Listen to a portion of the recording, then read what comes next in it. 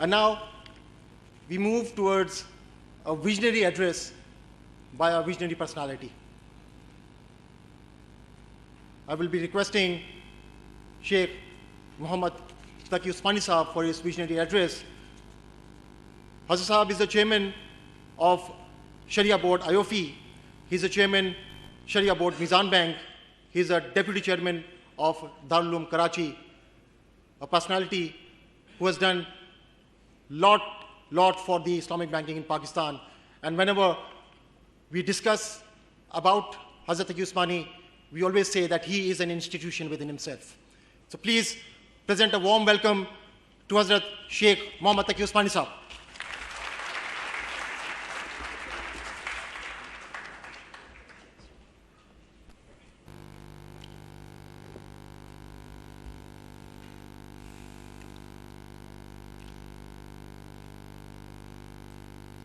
بسم الله الرحمن الرحيم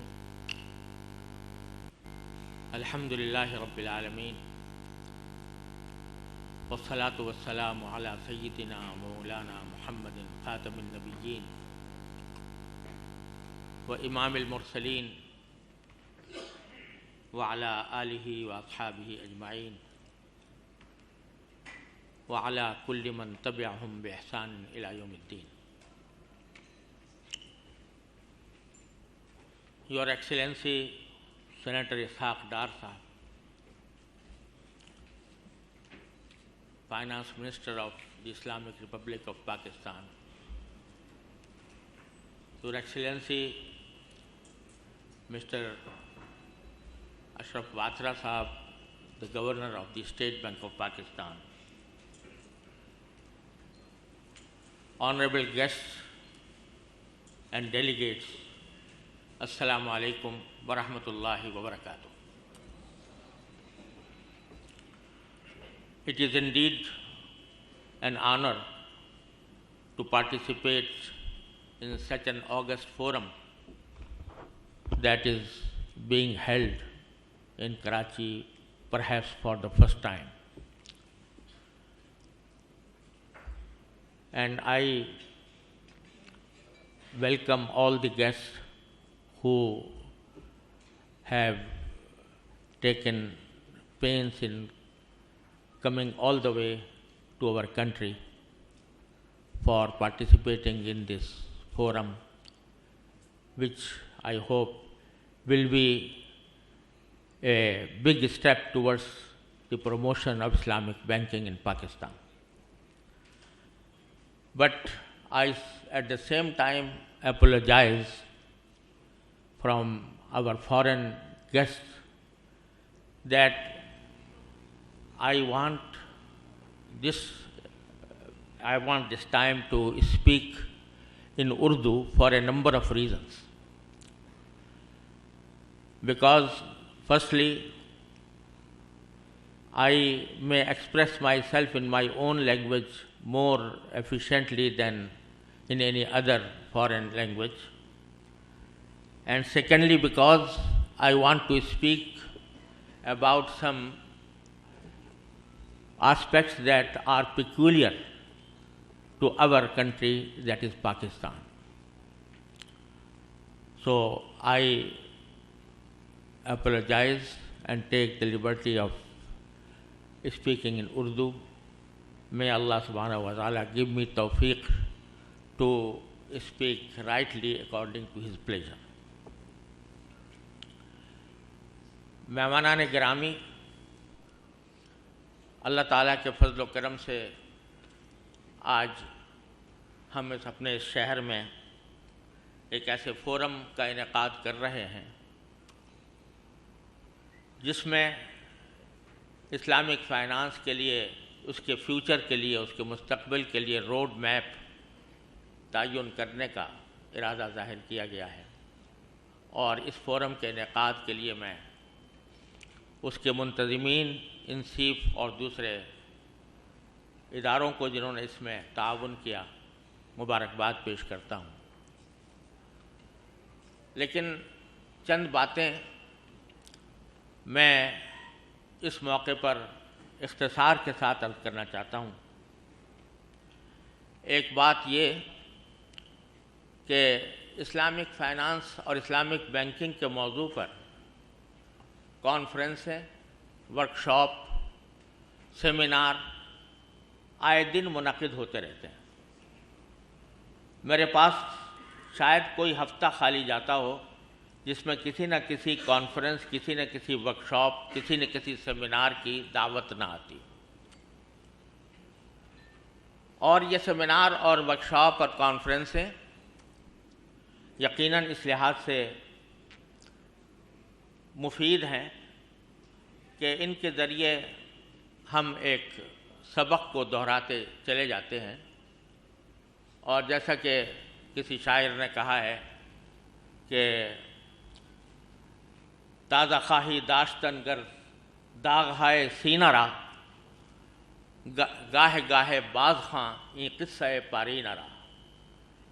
کہ کبھی کبھی مل بیٹھ کر ایک بھولی بسری کہانی کو تازہ کرنے کے لیے جمع ہو جایا کرو۔ تو اس لحاظ سے یہ کانفرنسیں، یہ اجتماعات یقیناً فائدہ مند ہیں،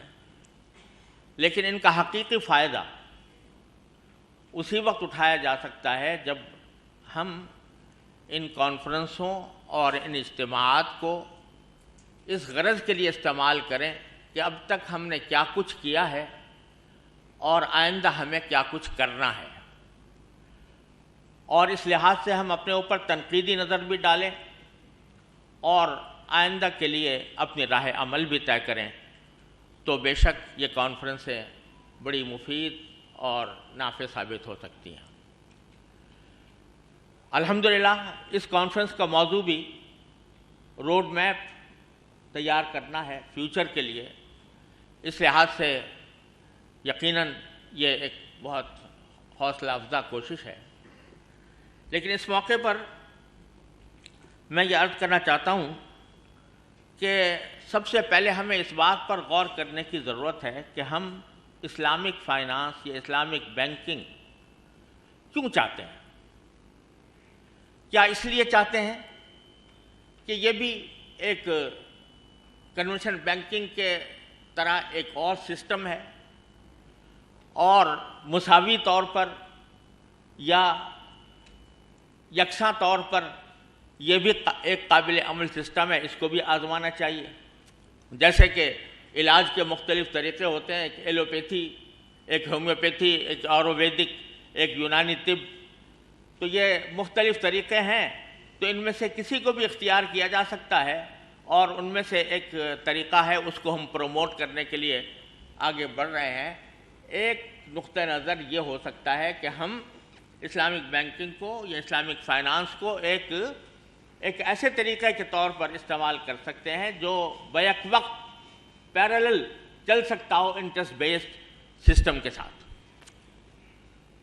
کیا ہمارا پیش نظر یہ ہے؟ اور میں یہ دیکھتا ہوں کہ بہت سے اسلامی ملکوں میں جہاں میں مجھے جانے کا اتفاق ہوتا ہے تو عام طور پر کنونشنل سسٹم اور اسلامک سسٹم کو اس طرح پیرالل انداز میں پیش کیا جاتا ہے کہ یہ چاہے اس کو اختیار کر لو چاہے اس کو اختیار کر لو، یہ بھی ایک طریقہ ہے، جیسے ایلوپیتھی کو اختیار کیا یا ہومیوپیتھی کو اختیار کیا، اسی طرح اسلامی اختیار کیا یا کنونشنل اختیار کیا۔ لیکن کیا ہم اس لیے اسلامک بینکنگ کو یا اسلامک فائنانس کو اسی غرض سے استعمال کرنا چاہتے ہیں، یا ہمارے پیش نظر کچھ اور ہے؟ اگر ہم قرآن و سنت کے پابند ہیں، اگر ہم اپنے ملک کو اسلامی جمہوریہ پاکستان کہتے ہیں، اگر ہمارا دستور یہ کہتا ہے کہ ربا کو ختم کیا جائے گا، تو در حقیقت ہمارا نقطہ نظر اس سے مختلف ہونا چاہیے، اور وہ یہ کہ ہم بحیثیت ایک مسلمان کے قرآن کریم کے اس ارشاد کے پابند ہیں، جس میں اللہ تبارک و تعالیٰ نے بالکل دو ٹوک لفظوں میں یہ فرما دیا کہ اگر تم ربا کو نہیں چھوڑو گے فَأَذَنُوا بِحَرْبٍ مِّنَ اللَّهِ وَرَسُولِهِ، اللہ اور اس کے رسول سے جنگ کا اعلان سن لو۔ یہ الفاظ اللہ تبارک و تعالیٰ نے کسی بھی دوسرے گناہ کے لیے نہیں کہے، زنا کے لیے نہیں کہے، شراب کے لیے نہیں کہے، چوری کے لیے نہیں کہے، ڈاکے کے لیے نہیں کہے، لیکن ربا کے لیے اللہ تبارک و تعالیٰ نے یہ چیلنج دیا کہ اگر نہیں چھوڑو گے تو اللہ اور اس کے رسول کی طرف سے اعلان جنگ سن لو۔ تو ہمارا مطمع نظر بحیثیت مسلمان کے یہ نہیں ہے کہ یہ دو متوازی قسم کے پیرالل سسٹم ہیں، ان میں سے جس کو چاہو اختیار کر لو، بلکہ در حقیقت پیش نظر یہ ہے کہ ہم اللہ اور اس کے رسول سے لڑائی اور جو جنگ ہم نے مول لے رکھی ہے اس جنگ کا خاتمہ کریں۔ اس نقطہ نظر سے اگر اسلامی بینکنگ اور فائنانس، اسلامک فائنانس کو پروموٹ کیا جاتا ہے تو یقیناً یہ ایک عبادت ہے، یہ ایک جہاد ہے، یہ ایک بہت بڑی تحریک ہے جس کو ہر لحاظ سے اسلامی امہ میں سپورٹ ملنی چاہیے۔ اس سلسلے میں دیکھنا یہ ہے کہ ہم کتنے اور کس قدر اس مقصد کے تحت آگے بڑھ رہے ہیں۔ اگر ہم یہ سمجھتے ہیں کہ ربا کے اوپر مبنی معیشت یہ اللہ اور اس کے رسول کے خلاف ایک جنگ ہے، تو اس کا لازمی نتیجہ ہونا یہ چاہیے کہ ہمیں جلد از جلد، جتنا جلد ممکن ہو، ہم اللہ کے خلاف اور اللہ کے رسول کے خلاف اس جنگ سے اپنے آپ کو علیحدہ کریں اور جلد از جلد اسلامی طریقے معیشت کو اختیار کریں۔ اس سلسلے میں پاکستان کی سب سے بڑی ذمہ داری، کیونکہ پاکستان اسلام کے نام پر وجود میں آیا، اس کا نام اسلامی جمہوریہ پاکستان رکھا گیا، اس میں یہ کہا گیا کہ کوئی قانون قرآن و سنت کے خلاف نہیں بنایا جائے گا، اس میں یہ کہا گیا کہ حاکمیت اللہ تبارک و تعالیٰ کی ہے، اس میں یہ کہا گیا کہ ربا کو ختم کیا جائے گا۔ لہذا پاکستان کی ذمہ داری، ہمارے پورے اسلامی ممالک میں سب سے زیادہ ذمہ داری پاکستان کو عائد ہوتی ہے، اور اس لحاظ سے اگر ہم نے یہ توقع رکھی تو یقیناً انشاءاللہ ہم اس میں حق بجانب تھے کہ ہماری موجودہ حکومت پاکستان جو الحمدللہ دین کے مزاج سے میل کھانے والی حکومت ہے، اور جس کو مسلمان باشندوں نے در حقیقت اپنی توقعات کا ایک مرکز اس لحاظ سے بنایا کہ وہ اس ملک میں پورے خلوص اور پورے اہتمام کے ساتھ اسلامی قوانین کو بھی نافذ کرے گی اور ملک سے ربا کو بھی ختم کرے گی۔ چنانچہ الحمدللہ اس حکومت نے برسر اقتدار آنے کے بعد سب سے پہلے ایک اسٹیئرنگ کمیٹی اس غرض کے لیے قائم کی کہ ملک سے ربا کے سسٹم کو کسی طرح ختم کر دیا جائے، اور حقیقت میں مسلمانان پاکستان کی توقعات، امیدیں اس حکومت سے وابستہ، اور جناب اسحاق ڈار صاحب اللہ تعالیٰ ان کو مزید قوت اور مزید توانائی عطا فرمائے اور ان کو زیادہ سے زیادہ توفیق سے نوازے۔ انہوں نے اس کام کے لیے اپنے آپ کو بھی آگے کیا اور اس کی طرف پیش قدمی شروع کی، اس کے لیے ہم ان کے شکر گزار ہیں، اور حقیقت یہ ہے کہ انہی سے توقعات جو قائم کی جا سکتی تھی وہ کسی اور سے نہیں کی جا سکتی تھی۔ لیکن اس کے ساتھ ساتھ میں ایک برادرانہ شکوہ بھی کروں گا کہ باوجود ان توقعات کے اگر اس عرصے میں دیکھا جائے تو اگر پیش رفت کا اندازہ کیا جائے، اس کو ایویلویٹ کیا جائے، تو کوئی نمایاں پیش رفت اس عرصے میں نہیں ہو سکی، اور وہ اسٹیئرنگ کمیٹی جو اس کام کے لیے قائم کی گئی تھی، میں نے پہلے بھی جب وہ قائم ہو رہی تھی تو یہ گزارش کی تھی کہ کہیں ایسا نہ ہو کہ یہ بھی دوسری کمیٹیوں کی طرح ایک رپورٹ پیش کر کے ختم ہو جائے، لیکن بظاہر ایسے لگتا ہے کہ وہ ختم ہو گئی اور ایک رپورٹ کا اور اضافہ ہو گیا، لیکن آگے اس کے اوپر کس طرح عمل کرنا ہے اس کی باتیں ابھی تک ابہام میں ہیں اور صورتحال واضح نہیں ہے۔ اور آج چونکہ یہ روڈ میپ فار فیوچر کے لیے یہ اجتماع منعقد ہوا ہے، تو میں توقع رکھتا ہوں کہ جناب وزیر خزانہ اس بارے میں اپنے آئندہ لائحہ عمل کا ضرور اعلان فرمائیں گے اور اس سلسلے میں اپنے موقف سے آگاہ فرمائیں گے۔ یہاں ایک بات میں یہ عرض کرنا چاہتا ہوں کہ یہ بات کہی جاتی ہے اور بڑی درست بات ہے کہ ایک نظام جو ایک طریقے سے صدیوں سے چلا آ رہا ہے اس کو اوور نائٹ، راتوں رات ختم نہیں کیا جا سکتا، اس کو کچھ تدریجی مراحل سے گزرنا پڑتا ہے، اور بغیر تدریجی مراحل سے گزرے ہوئے ہم یہ توقع رکھیں کہ راتوں رات یہ نظام بدل جائے گا، یہ درست نہیں ہے۔ لیکن یہ بات سوچنے کی ہے کہ یہ جملہ کہ ہم اوور نائٹ اس کام کو ختم نہیں کر سکتے. یہ ہم 70 سال سے سنتے چلے آ رہے ہیں, اور وہ 70 سال کیا اس اوور نائٹ کے مقابلے میں ہمیں کتنی مدت کی ضرورت ہے, اس کا ہمیں تعین کرنا ہو. تدریج بے شک ایک بہت اہم نقطہ ہے, لیکن تدریج وہی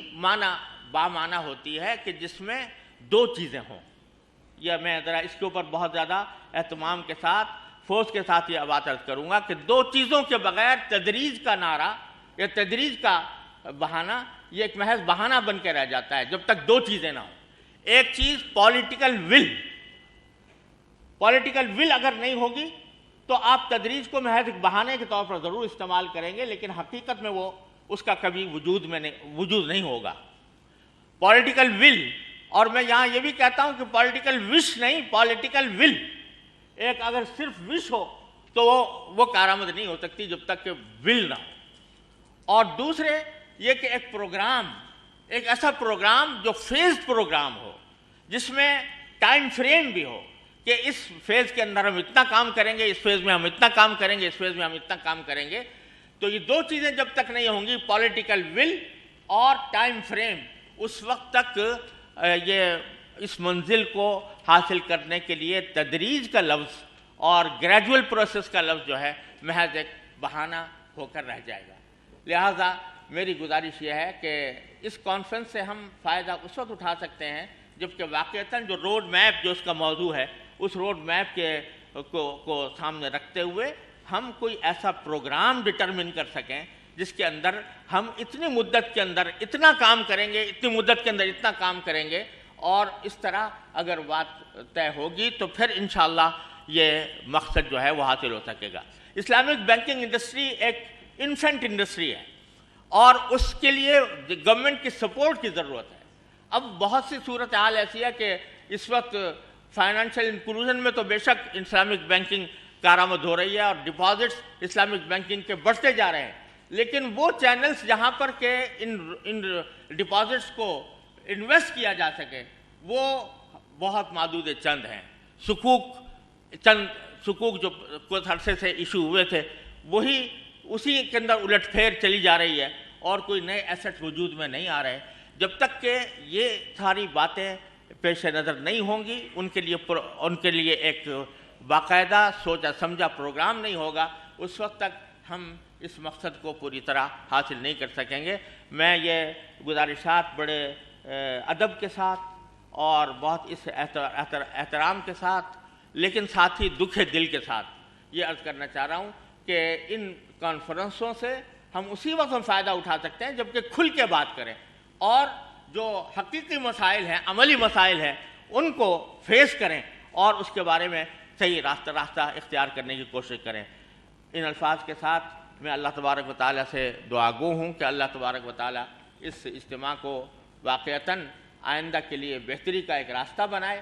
اور ہمیں اس بات کی توفیق دے کہ اللہ تعالیٰ کے اور اللہ کے رسول کے خلاف جو ہم نے جنگ چھیڑی ہوئی ہے اس جنگ سے اللہ تبارک و تعالیٰ ہم کو نجات عطا فرمائے اور جلد از جلد نجات عطا فرمائے. وآخر دعوانا ان الحمد للہ رب العالمین.